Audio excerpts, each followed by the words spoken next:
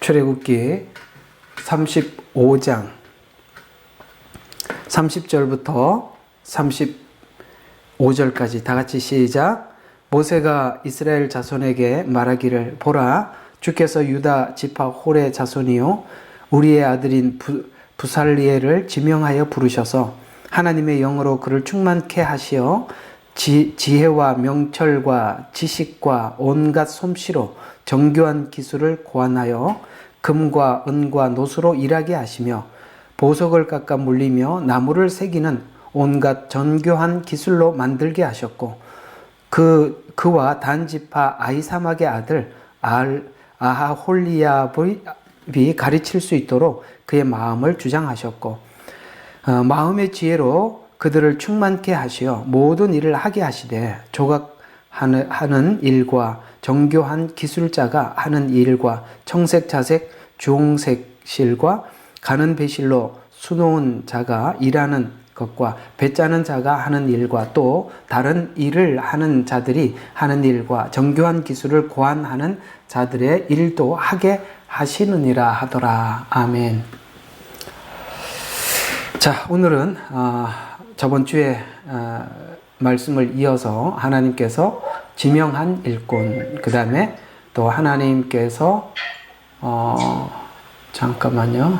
누가 마이크를 꺼주셔야 되는데 누가 켰죠? 여기서 켜져 있구나. 껐습니다. 들어오실 때 마이크를 끄고 들어오시면 되겠습니다. 자, 저번 주에 하나님께서 지명한 일꾼이 있다고 했고 자원하는 일꾼이 있다고 말씀을 드렸습니다. 지명한 일꾼이라고 한다면 하나님께서 직접 부르셔서 어떤 일을 하게 하기 위해서 부른 자들이겠죠. 그 일을 혼자 다 할 수가 없기 때문에 교회 안에 자원하는 일꾼들을 통해서 함께 하나님의 일을 하게 하십니다.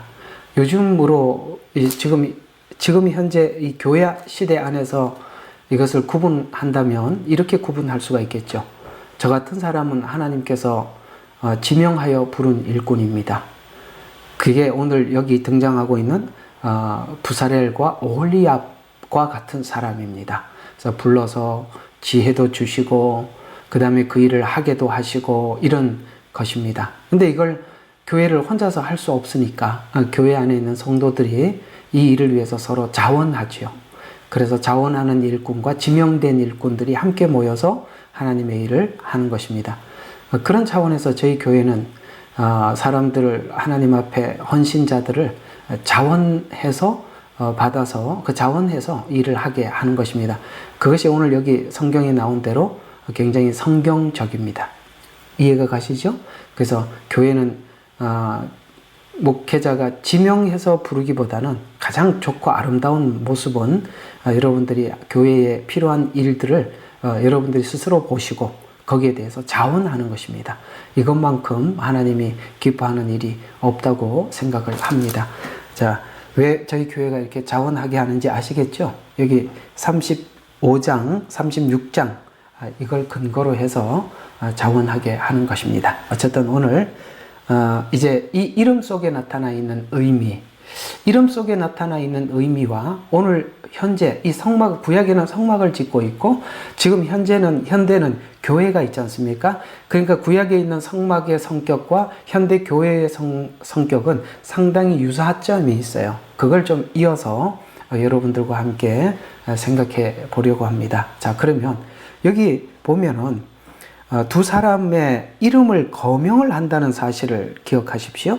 30절에 그러니까 부살엘, 그 다음에 34절에는 오홀리압 이렇게 해서 이름이 등장하고 있다는 것입니다. 이 이름이라는 것은 그냥 우연하게 그 사람의 이름이 아니라 이름 안에 의미가 있으니까 오늘 이 이름 안에 있는 의미를 살펴보려고 하는 것인데요. 자, 이 부살엘이라는 말은 유다 지파 홀의 자손이요 우리의 아들이다 라고 분명한 족보를 지적을 하면서 하나님께서 그를 부르실 때, 자, 어떻게 불렀냐면은 하나님의 어떻게 해요? 신을 충만하게 하셨다라는 것입니다. 그렇습니다. 하나님께서 하나님의 일을 시킬 때 아무 연장도 주지 않고 가서 야, 땅을 일구어라, 교회를 해라, 성도들을 돌봐라, 이렇게 하지 않습니다. 하나님은 하나님의 신을 충만하게 하셔서 보내시죠. 그리고 그 일을 할 때 지혜도 주시고 총명도 주시고 지식도 부어 주시는 것입니다. 이렇게 하나님 앞에 부르심을 받은 하나님의 종들은 하나님께서 분명히 신을 충만케 하셔서 그 신 안에, 하나님이 신은 성령님을 이야기하는 것입니다. 하나님의 성령을 충만하게 주셔서 그 안에 뭐가 있어요? 지혜와 총명과 지식을 주시는 것입니다. 이런 차원에서 보면 여러분 설교자는 아니니까 조금 설교를 설교자가 왜 하나님께서 이렇게 받아서 해야 하는가? 오늘 여기 보니까 하나님 주신다고 약속했기 때문에 그렇습니다. 여러분, 목양을 하려면 양떼들을 돌봐야 하는데 양떼들의 상태가 어떤지, 어떤 말씀을 필요로 하는지 제가 어떻게 알겠습니까? 이거 하나님 앞에 구해야 되는 거예요. 그래서 하나님께서 주시는 것을 가지고 저는 하나님 말씀을 여러분들에게 나누어 드리는 것이고, 여러분들이 이 꼴을 먹을 때 여러분들의 신앙은 건강하게 자라는 것입니다. 오늘 분명히 말씀하셨죠? 주십니다. 그래서 오늘 여기 이런 말이 등장하고 있어요. 지명해서 불렀다. 그 다음에 31절 영으로 충만케 했다. 그 다음에 어떻게 32절 후반 보니까 일을 하게 하시며, 요 중요한 단어들이에요. 자, 일을 하게 하셨다. 그 다음에 33절 보니까 정교한 기술로 만들게 하셨다. 그 다음에 올리압에게는 가르칠 수 있도록 그의 마음을 주장하셨다. 하나님이 그 마음도 주장해 주시는 거예요. 그 다음에 35절에 보니까 충만케, 마음의 지혜로 그들을 충만케 하시면 모든 일을 하게 하시되, 그 다음에 제일 끝에는 또 하게 하시느니라. 이런 말들 하나님이 주신다는 거예요. 그러니까 여러분, 혹시 하나님 앞에 무슨 일을 맡아서 해야 할 상황이 오걸랑 여러분 주저하지 마시고 아멘 하고, 오늘 이 본문을 오늘 금방 읽었던 35장 30절과 35절을 보면서 하나님 지혜를 주세요. 총명함을 주세요. 이 일을 하게 해주세요. 그러니까 하나님 하게 하시더라는 거예요. 그러니까 하나님의 일은 하나님이 하시는 거예요. 그리고 하나님이 필요한 것도 공급해 주시는 거예요. 두려워하지 마세요. 우리 힘으로 할 것 같으면 할 수 있는 게 아무것도 없지만 하나님이 주시면 참 아름답게 필요한 것마다 공급해 주신다는 거 꼭 기억하시기를 주 이름으로 축원합니다. 자, 그러면 이 부사렐이라는 말의 의미가 뭐냐? 자, 하나님의 그늘이라는 뜻을 가지고 있는데, 그늘은 여러 가지 뜻으로 나타난다. 자, 우리 한국 사람들이 이해하고 있는 그늘이란 조금 음지를 생각하게 되죠. 우리 한국 정서는 아유, 쟤는 그늘졌어 얼굴이, 이런 말을 할 때 이 그늘이라는 말은 우리에게 정서적으로 좋은 게 아니에요. 그러나 히브리인들은 이 그늘은 굉장히 중요합니다. 왜냐하면 그곳은 다 사막이지 않습니까? 사막이다 보니까 그늘 하면은 안식처, 쉬는 곳, 피난처, 이런 뜻이 되는 거거든요. 그러니까 여러분 시편에 보니까 하나님께서 우리의 그늘이 되신다 이렇게 말씀하고 있잖아요. 그 그늘이라는 것이 바로 이 땡볕과 같은 사막에 여러분 이 나무 한 그루가 얼마나 시원함을 제공합니까? 그래서 이 사막에는 두 가지가 우리에게는 굉장히 중요한 안식처인데요. 그것이 그늘과 물이 있는 곳입니다. 그늘과 물이 있는 곳이죠. 그 이스라엘 백성들이 광야를 지나가다가 여러분 종려나무 70주가 있었어요. 여러분 그보다 좋은 안식처가 어디 있겠어요? 그렇죠? 거기 우물까지 더해지면 그거보다 더 분명한 안식처가 없듯이 우리가 사막 같은 인생을 살아갈 때 교회는, 오늘 여기 성막이죠. 성막을 짓는 이 부사렐에게 하나님이 그늘이라 라는 말씀을 주신 것처럼 교회는 여러분들의 목마름을 죽이는 말씀을 선포하기도 하고 이곳에 와서 하나님의 안식을 얻기도 하고, 그래서 교회는 이 두 가지가 다 있어야 돼요. 하나는 말씀도 공급을 받아야 하지만은 교회에 와서 여러분들에게 편안함, 안식이 제공되어야 하는 것입니다. 그래서 이 교회 가는 것이 즐거워야 하고 사람들을 만나는 것이 교회가 행복해져야지. 이게 바로 오늘 이 부사렐이라는 말의 의미 속에 담겨 있는 뜻입니다. 자, 그러면 이 부사렐이라는 말을 하나하나 봅시다. 자, 첫 번째 이 그늘이라는 말인데, 그늘은 지나가 버리는 그 다음에 흔적이 없는 것, 그 다음에 또한 쇠잔함을 그림자로 표현하기도 한다. 이 교회는, 지상에 있는 교회는 천상으로 이어주는 하나의 정거장 역할을 하는 것이죠. 그렇죠. 우리가 이곳에, 이 지상교회에서 영원히 사는 것이 아니라 천상교회로 가는 하나의 다리와 같은 곳이기도 합니다.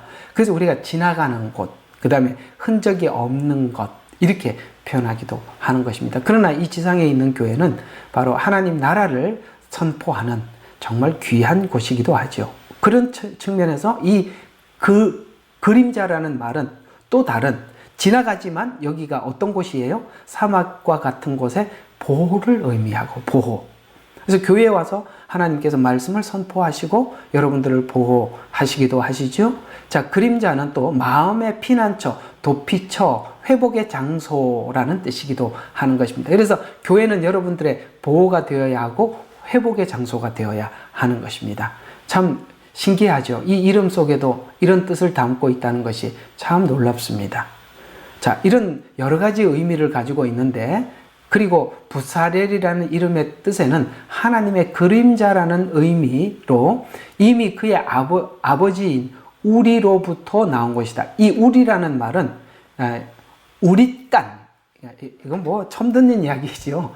성막의 이름을 우릿간이라는 이름으로도 부르는데, 이게 뭐냐면 하나님의 빛이라는 뜻이에요. 우릿간. 처음 듣는, 아마 생전 처음 듣는 소리일 거예요.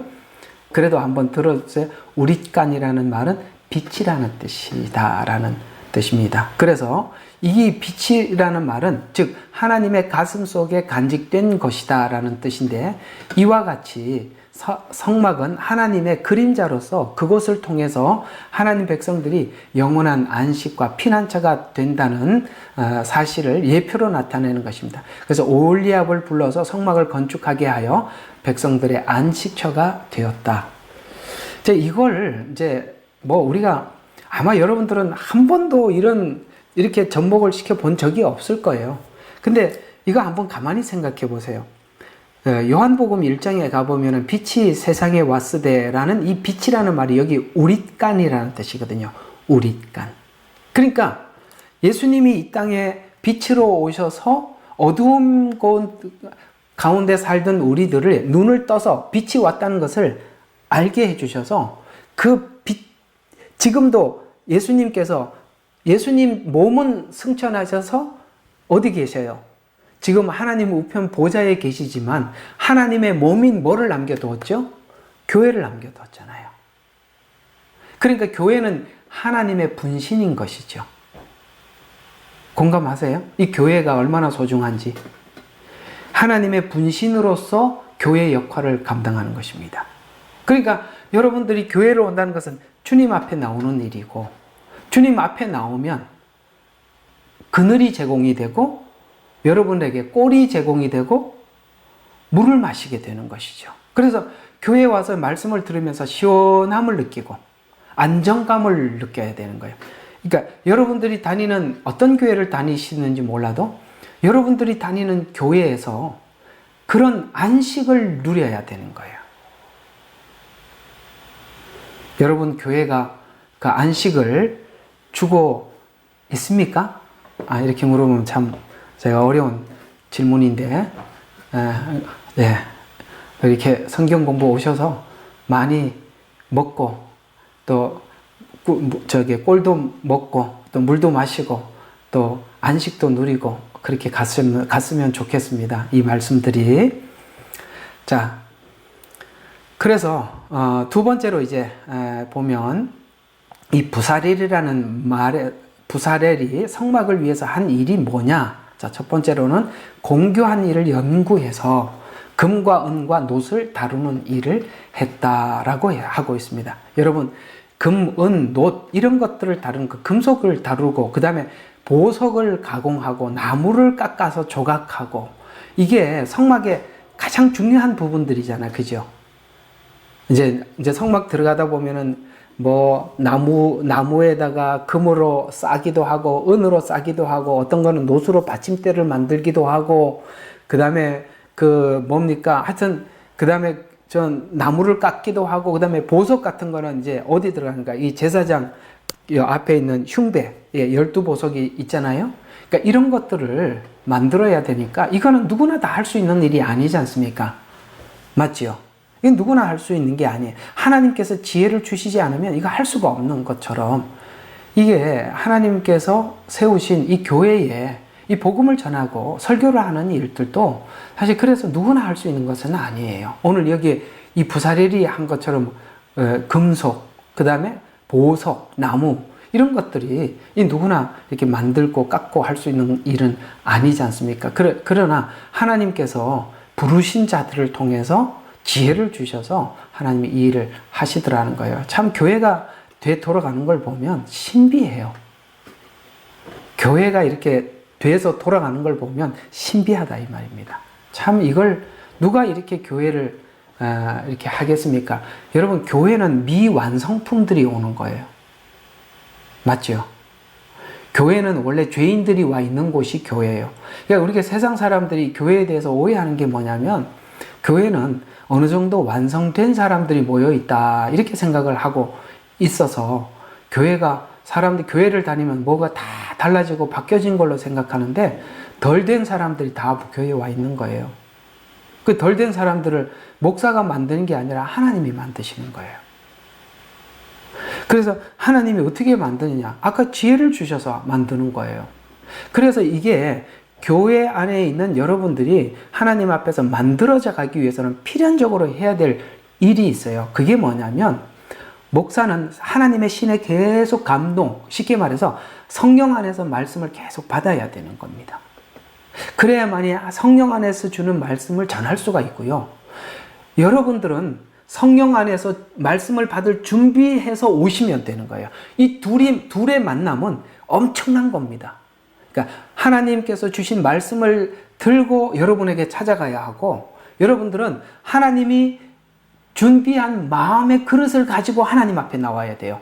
그래서 그럴 때 하나님이 말씀을 주시고 여러분들은 말씀을 받는 것입니다. 거기에서 하나님의 놀라운 역사들이 나타나는 거예요.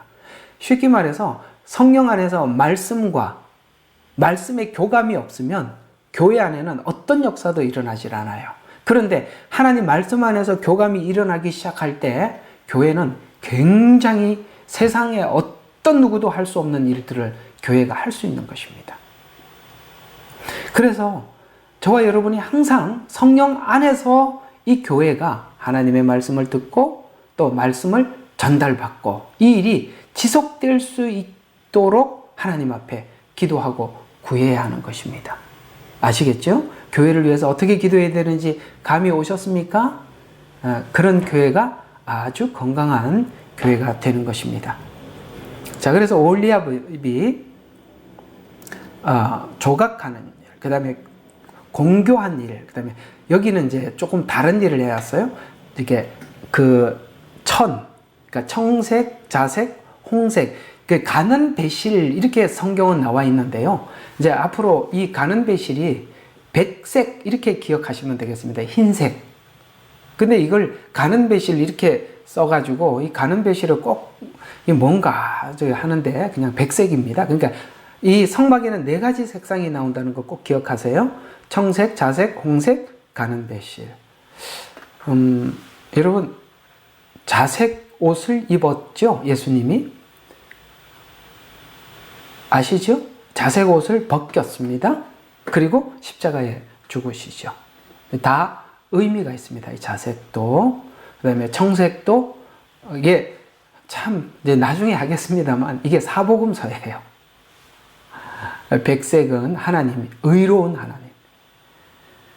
자, 그 다음에 사복음서이기도 하고, 또 이 청색, 자색, 홍색, 백색, 그러니까 백색 이 실마다 의미를 다 담고 있습니다. 나중에 하도록 하겠습니다. 자, 그 다음에 그 외에 공교한 일을 연구하게 했다. 이렇게 말씀하고 있고요. 이와 같이 부사렐은 제독하고 금, 그 다음에 돌, 그 다음에 나무, 이런 기술자라면, 올리압은 직조, 그러니까 면, 그 다음에 자수, 이렇게 안에 그림, 이렇게 천사 모습을 그리기도 하고, 하여튼 이런 직조, 자수 놓는 일, 그리고 조각하는 일에 능한 자로서 부사렐과 함께 성막을 짓는데 하나님으로부터 직접 이렇게 지명해서 불렀어요. 오늘 요 지명했다는 이 선택에 대해서 우리 하나님께서 지명한 일꾼, 요거 좀 공부하도록 하죠. 하다 보니까 이런 내용도 다루게 된다는 게 참 폭이 많이 넓어지죠. 지명한 일꾼이 도대체 어떤 사람을 하나님이 어떻게 지명해서 무슨 일을 하시나 한번 보도록 하겠습니다. 자, 그러면 하나님 부르심에 대해서 우리가 한번 이해해 보도록 하겠습니다. 여러분들 중에서도 혹 이 부분에 대해서 하나님의 그 부르심에 대해서 좀 알고 싶습니다 라는 생각을 하고 있는 분들, 오늘 그거 좀 정리해 보도록 하지요. 자, 오늘 여기 지명해서 불렀다고 했는데 하나님의 선택했다라는 뜻입니다. 그래서 오늘 부사렐과 오홀리압은 하나님이 직접 이름을 거론해서 선택을 했습니다. 우리가 혹 여기 있는 분들 중에서도 그런 분이 있을지 없을지는 모르겠습니다만 나름 나는 하나님이 부르신 소명이 있는 것 같아 라는 분들도 있을 수 있을 거예요. 그러니까 이 부분을 우리가 한번 생각해 보자는 것이죠. 자, 그러면 부르신 이에게 주신 영적 재능, 아까 지혜, 이해, 지식 같은 것을 주셨더라라고 말씀을 하고 있습니다. 하나님 부르시면 반드시 그 일을 하도록 필요한 것은 공급해 주신다라는 거 꼭 여러분들이 믿음을 가지라고 말씀을 드렸었죠. 그래서 부르심을 통해서 공동체를 견고하게 만드는 것이죠. 그러니까 왜 하나님이 이렇게 사람을 불러서 일을 시키느냐? 뭘 하려고요? 하나님의 교회, 공동체를 견고하게 하려고. 하나님 교회를 위해서 하나님은 사도로 부르기도 하고 선지자로 부르기도 하고, 아시겠어요? 그 다음에 목사로 부르기도 하고 교사로 부르기도 하고, 성경에 나오지요. 고린도전서에. 그렇게 하나님이 부르시더라는 것이죠. 왜요? 교회를 위해서 부른다는 걸. 그러니까 내가 하나님 앞에 부름을 받았다고 한다면 이 교회를 위해서 불렀다는 사실을 꼭 명심해야 하고, 교회를 위해서 뭔가를 해야 되는 거예요. 나를 위해서 부른 게 아니에요. 오케이? 예. 이런 정신이 없으면 헌신을 할 수가 없어요, 교회. 교회를 위해서 내가 존재한다는 걸 아셔야 돼. 교회가 나를 위해서 존재하는 게 아니라 내가 교회를 위해서 존재한다는 말은 목사는 성도를 위해서 존재하는 거예요. 그래서 공인이라 이렇게 표현하는 거예요. 공인.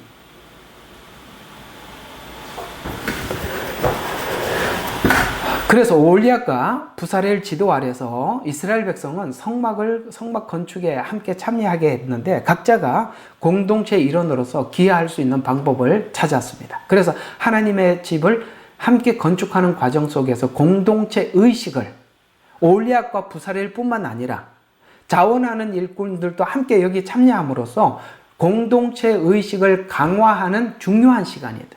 그러니까 여러분들이 교회 일을 돕다 보면 여러분에게는 어떤 은혜가 있느냐면 공동체 의식, 이 교회에 대한 아낌없는 사랑과 마음을 쏟게 되는 거예요.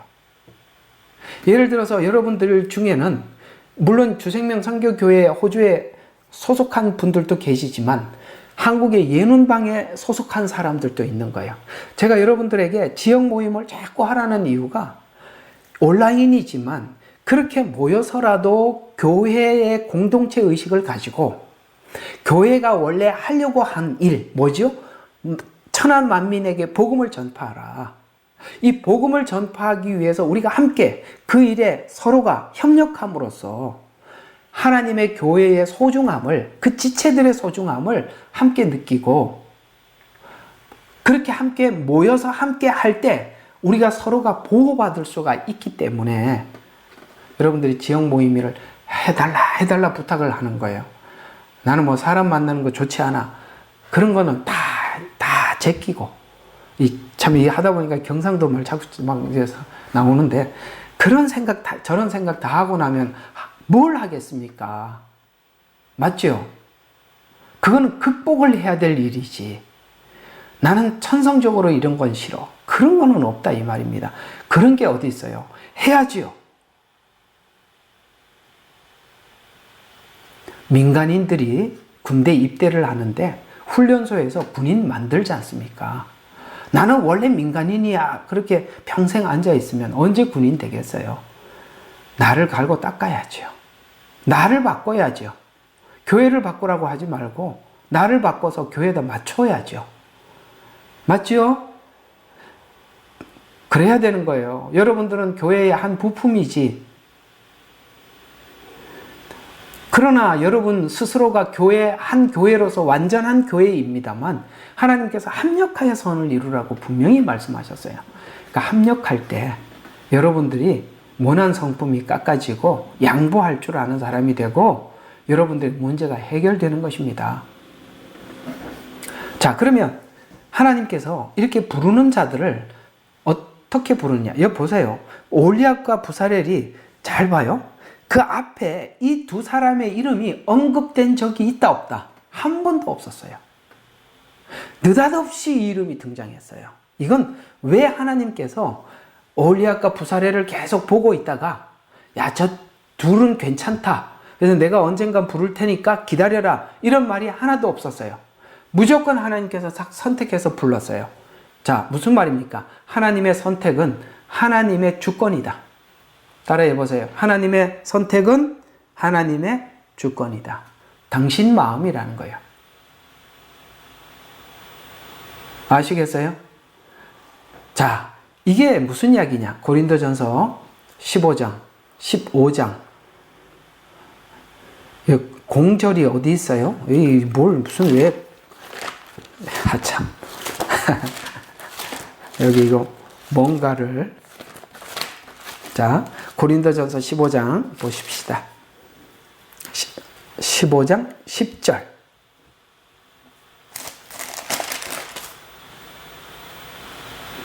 구절이에요.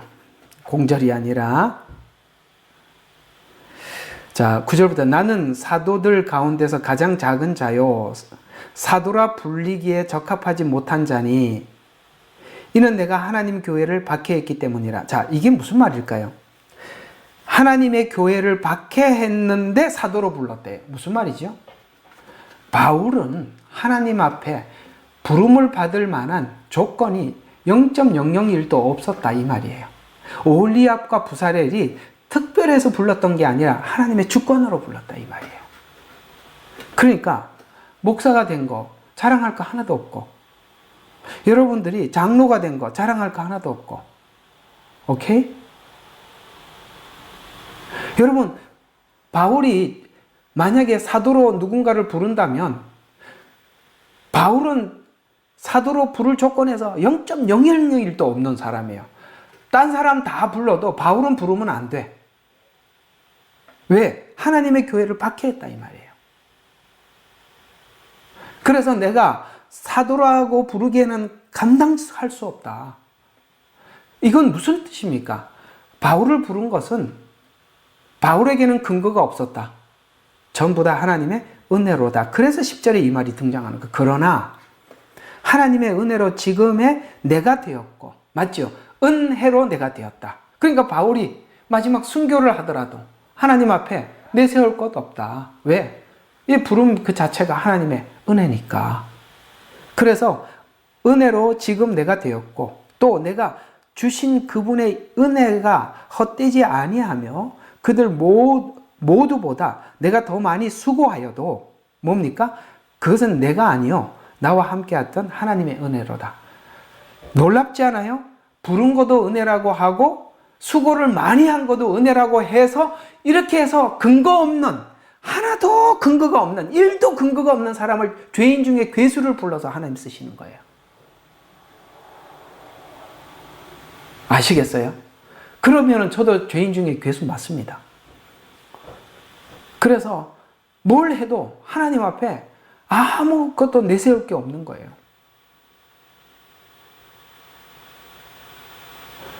여러분 그래서 하나님 앞에 어떤 사람은 시골에 가서 평생 두세 사람 놓고 평생 목회하는 사람이 있는가 하면 도시에서 몇만 명 데리고 하는 사람이 있는데 둘 다 은혜라 이 말이에요. 둘 다 은혜라 이 말이에요. 내가 볼 때는 누가 더 큰 은혜냐? 시골에서 두세 사람 데리고 평생 목회하는 사람이 진짜예요. 그게 얼마나 힘든지 아세요? 앞에 사람들이 아멘 해주는데 누가 목회 못하겠어요?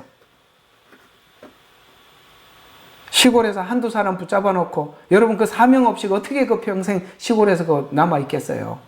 그 사람 사명 그게 진짜입니다. 그 사람이. 아시겠습니까? 모두가 은혜예요. 여러분들이 주를 위해서 무슨 일을 하더라도 은혜로부터 시작해서 많은 일을 해도 사도보다 많은 일을 해도 하나님이 함께 하신 은혜란 함께 했기 때문에 그 일을 했다 이 말이에요.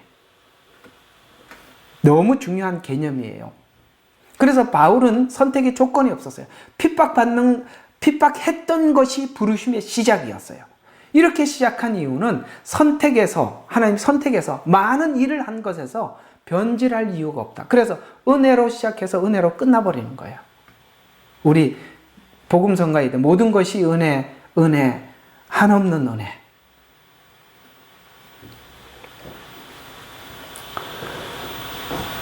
이걸 지키는 게 얼마나 어려운지 아세요? 일 조금 해놓고 은혜가 아니라 자기가 했대. 그러기 때문에 하나님이 부르지를 못하는 거예요. 왜? 하고 나면 다 지가 영광을 취할 거니까. 자, 동일하게 이 교회의 역할도 동일하게 성막의 역할이나 교회의 역할도 동일하게 올리압과 부사렐도 근거 없는 사람을 불렀고 바울도 근거 없는 사람을 불렀어요. 이제 부르는 거 이제 개념이 섰지요. 예, 죄인 중에 괴수들을 불렀고 변질되지 않을 죄인을 불렀습니다. 그래서 언제가 하나님의 시작이냐?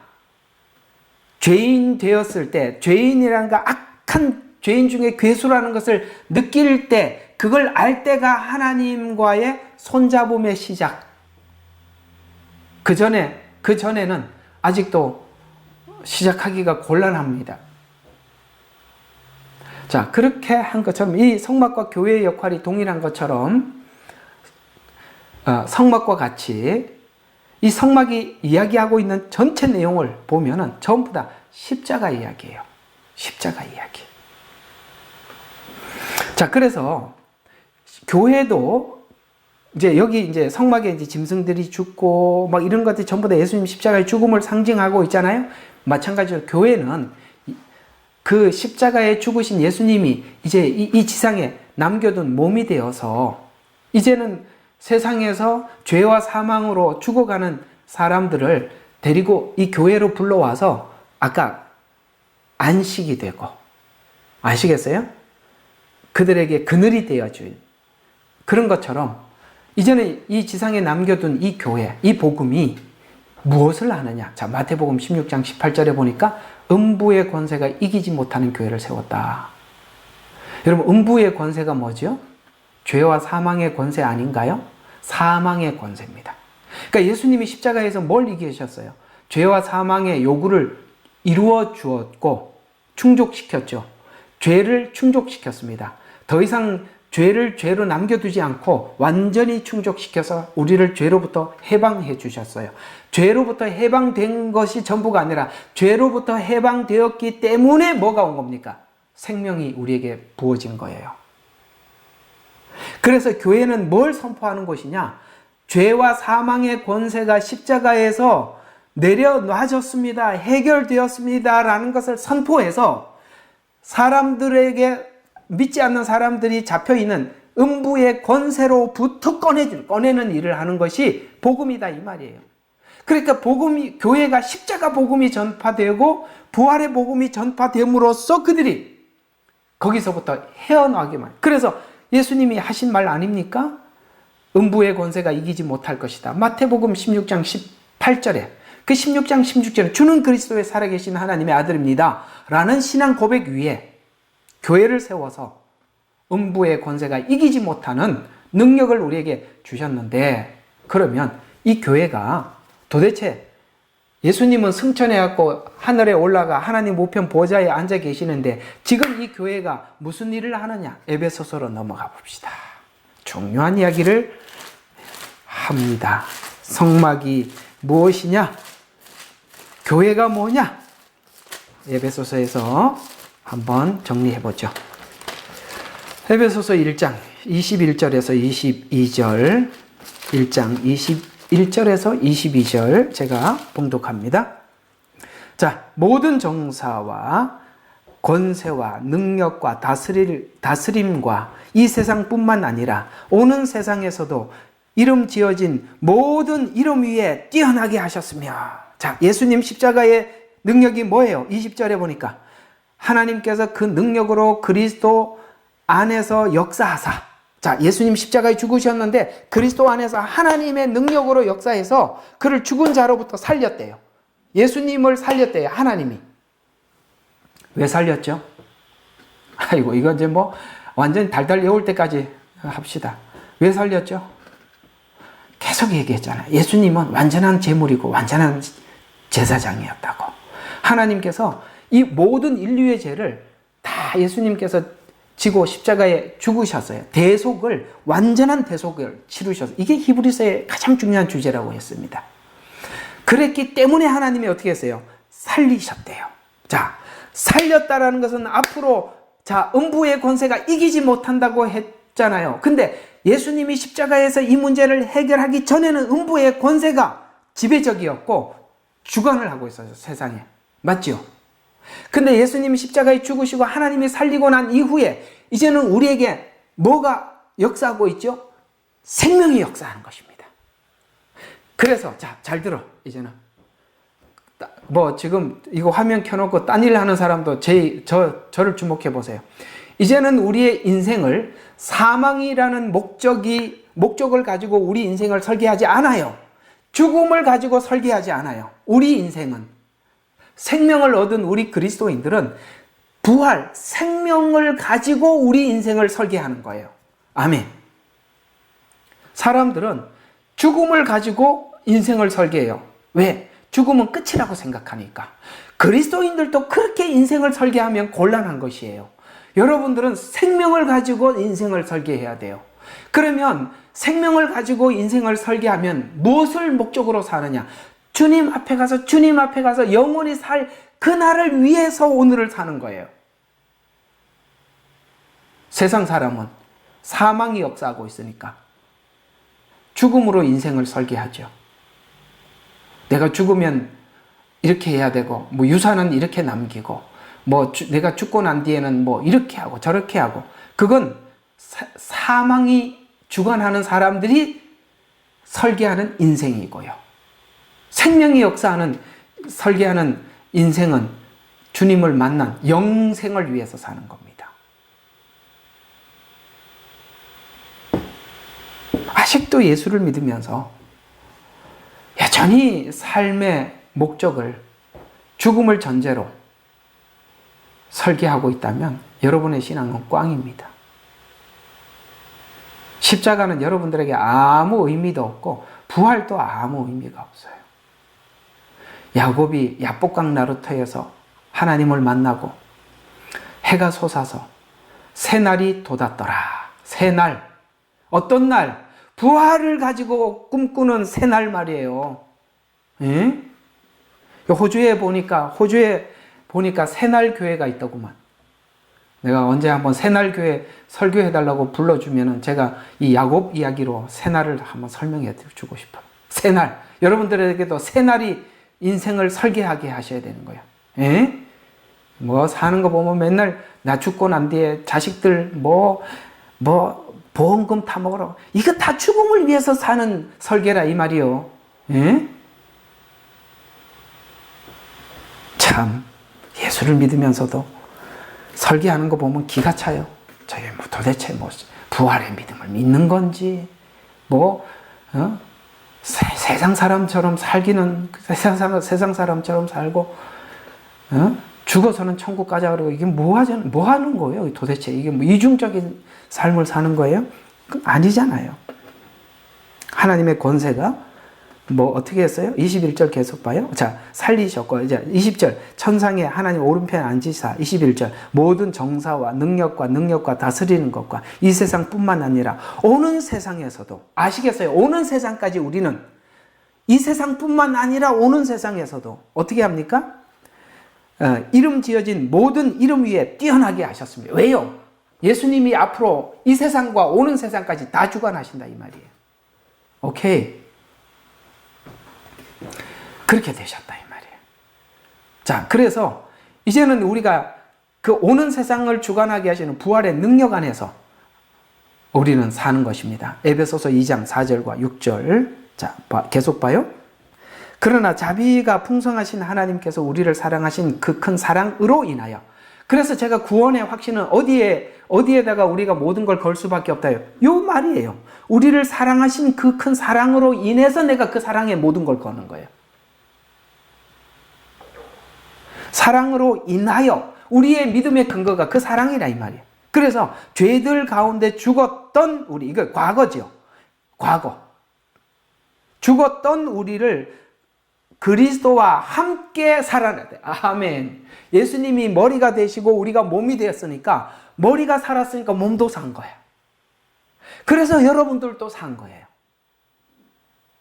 머리가 살고 몸은 죽었고 이런 일은 없다 이 말이에요. 그러면 우리가 죽으면 예수님도 죽어버려요. 왜? 몸이 죽었는데 머리가 어떻게 혼자 살아? 하나님은 우리를요, 생명으로, 몸으로 확 묶어버렸어요. 생명으로 묶어버렸대요. 그러니까 예수님이 살 때, 예수님이 죽을 때 나도 죽었고, 예수님이 살 때 나도 살아버린 거예요. 그 얘기잖아요. 그래서 죄들 가운데 하나님이 살려놓고, 우리도 예수님하고 착 붙여버렸어요. 몸으로 붙여놓고, 죽었던 우리를 그리스도와 살 때 우리도 살리셨으니, 너희가 은혜로 구원을 받은 것이라. 아멘. 너희들에게 근거가 하나도 없다. 은혜로 구원을 받았다. 또 함께 일으키사. 아멘. 이게 얼마나 감사한 일이에요. 예수님이 일을 할 때 우리도 함께 일으키셔서 그리스도 예수 안에 있는 천상에 함께 앉히셨으니, 아이고, 우리는 앉을 거예요. 그런데 여기는 이미 예수님을 영접한 순간 앉힌 것으로 앉히셨으니로 나온다 이 말이에요. 놀랍지 않아요? 하나님은 예언이 이거예요. 예언은 미래에 될 일이지만 하나님은 지금 현재 된 걸로 이야기를 한다 이 말이에요. 앉히셨으니. 여러분들 지금 앉아 있어요? 안 앉아 있어요? 안 앉아 있지만 하나님은 앉히셨으니라는 예언으로 우리는 거기에 앉히는 거예요. 왜요? 머리가 거기 갔는데 몸도 따라가는 건 당연한 거죠. 이게 에베소서 이야기라 이 말이에요. 앉히셨으니, 자, 이는 예수 그리스도를 통하여 하나님께서 우리를 향한 인자하심 가운데 은혜의 지극히 풍요한 것을 오는 세대에 보여주시려 함이라. 자, 오늘은 요 문제만 좀 다루니까 좀 또 이거하고 또 맞추는 부분만 계속 가고 있어요. 그러면 이게 지금 이방인인 우리들이 어떻게 예수님의 몸에 접붙임을 받았나, 이걸 얘기해 주는 거예요. 자, 어떻게 접붙임을 받았는지 한번 오늘 한번 정리를 한번 해봅시다. 11절, 13절. 자, 그는 우리의 화평. 여기서 말하는 그는 누구죠? 예수님. 그럼 우리의 화평이다 하면 여기는 우리는 누구? 유대인과 이방인 적어 놓으세요. 그러니까 은혜 받을 때는 확 은혜 받고 나중에 이게 무슨 뜻이지? 나중에 모른다고요. 그는 예수님. 우리는 뭐예요? 유대인과 이방인. 요걸 또 하나님과 우리 이렇게 하기 때문에 대체신학이라 이 말이에요. 대체신학은 그렇게 말한다 이 말이에요. 에? 하나님과 우리가 아니라 유대인과 이방인. 화평이니 둘을 하나로 만드시고, 여기 말하는 분명히 우리라고 말을 할 때는 둘이고, 여기는 둘이라고 분명히 말하는데 여기도 둘은 또 누구예요? 유대인과 이방인.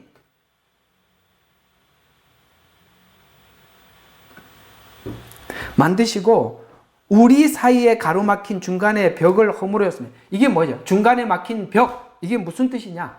여러분, 이스라엘 땅에 가보면 이방인의 뜰이라고 있어요. 들어보셨습니까? 이방인의 뜰. 그러니까 이방인들이 거기까지는 오는데 유대인들이 들어가는 곳에는 들어갈 수 없어. 그래서 유대인과 이방인 사이에 막힌 담이 있었다 이 말이에요. 그래서 그 중간에 벽을 허물었다. 누가 허물었다고? 14절에 그가. 그래서 원수된 것, 법령 안에 속한 계명의 율법, 이건 뭐예요? 유대인들은 율법을 가지고 있고 이방인들은 율법이 없기 때문에 그들은 이방인들이 접근 금지하고 딱 벽을 만들었다 이 말이에요. 그걸 주님이 오셔서 허물어 버렸다 이 말이에요. 그래서 원수된 것 곧 법령 안에 속한 계명의 율법까지도 그의 육신 안에서 폐기하셨으니 십자가에 죽으시면서 폐기했다 이 말이에요.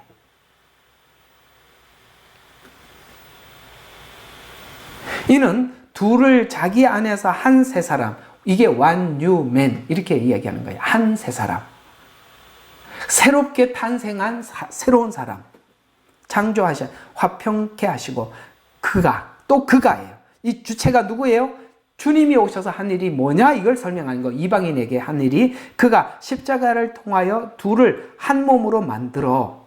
예수님이 교회가 예수님의 몸이라 그랬잖아요. 그런데 유대인과 이방인을 한 몸으로 만들어 가지고 예수님 머리에 붙게 만들었다 이 말이에요. 근데 이방인들은 아예 원래 떨어져 나가 있었다 이 말이에요. 떨어져 나가 있었는데 예수님이 오셔서 유대인과 이방인의 벽을 허물어 놓고 접붙여 가지고 한 몸을 만들어서 예수님이 부활한 자리에 우리도 가게 만들었다. 이게 에베소서의 지금 설명이라 이 말이에요. 그래서 그가 십자가를 통하여서 둘을 한 몸으로 만들어 하나님과 화해하도록 함이며, 이제는 하나님이에요. 아까는 이방인과 우리 했다가 지금은 예수님이 오셔서 이 한 몸으로 만들어서 하나님과 화해하도록 이렇게 붙였다 이 말이에요. 오케이? 여기서 그가, 우리 이런 말들을 정확하게 구분해야 돼요.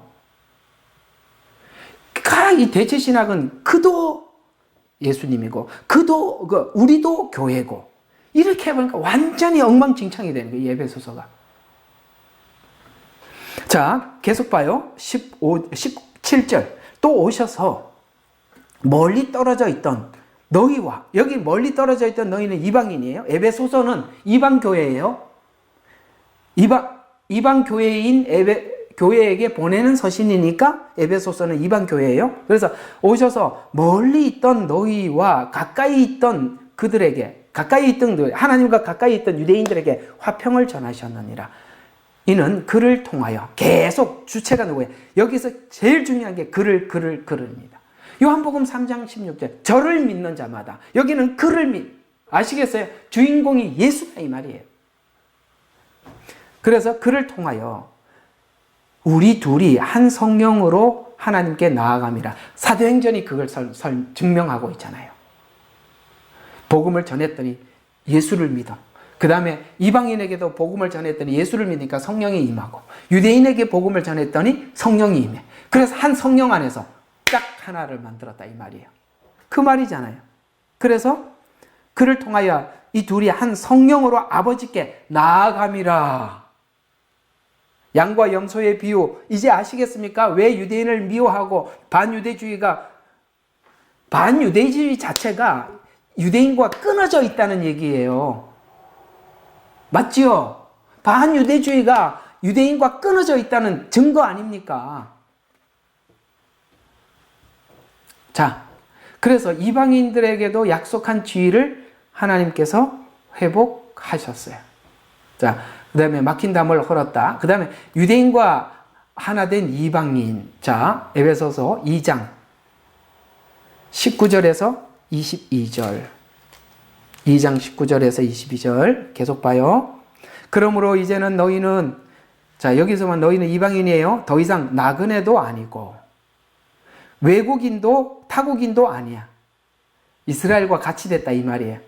한 세 사람 됐으니까 우리 타국인 아닙니다. 오히려 성도들과 같은 시민이며 하나님의 가족이라. 아멘. 점점 가까워졌죠. 국가, 가족 이렇게 묶여져 있대요. 너희는 사도들과 선지자들에게, 구약과 신약 이 말이에요. 구약은 우리하고 아무 상관이 없는 책이었는데 어떻게 됐어요? 그 구약에 있는 선지자들의 구약과 신약의 기초 위에 세워졌고, 예수 그리스도 친히 귀중히 모퉁이 돌이 되셔서, 오케이?